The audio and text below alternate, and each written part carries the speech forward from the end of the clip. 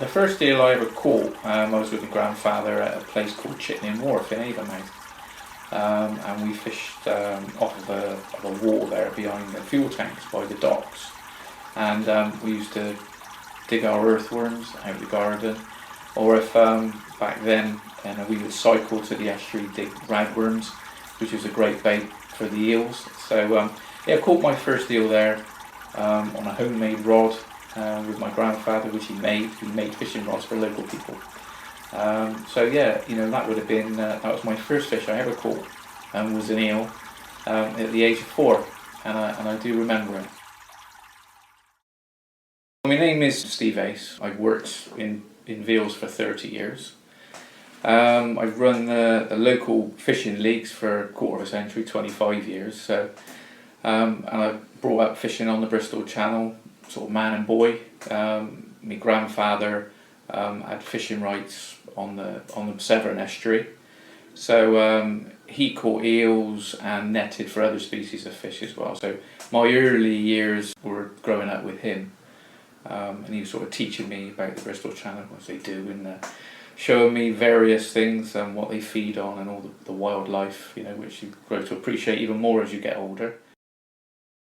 Running the leagues in the Bristol Channel, I've seen catches deteriorate over the years through various reasons. I think if they were given a respite, I think they would come back, although it's a long-term thing because of the growth rate so slow.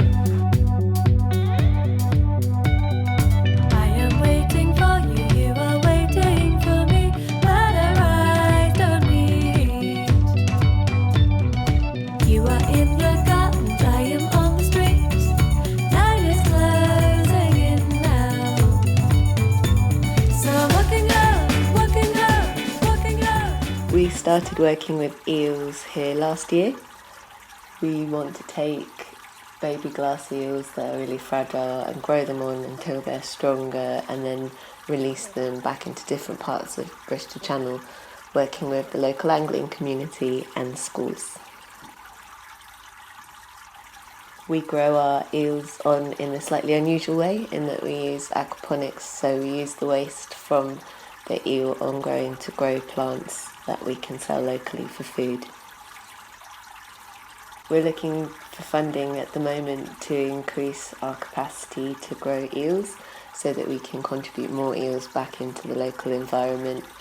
At the moment, the current eel restocking projects don't get enough eels, so we would provide a really important service for the conservation of eels so that we still have eels in the future.